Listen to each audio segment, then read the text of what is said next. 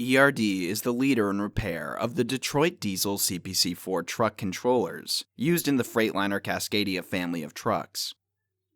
We were the first to develop a full and comprehensive repair and test of the CPC4, and now we've developed a process for the newer CPC5 as well.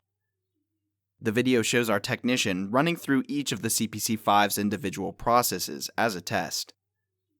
The CPC5 version of the Common Powertrain Controller is a module that is used to coordinate between all of the control modules in a truck using multiple communication channels or buses.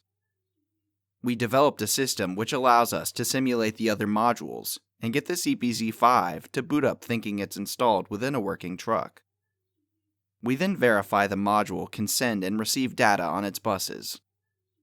These tests, as shown in the video, are performed after a full rebuild of the module.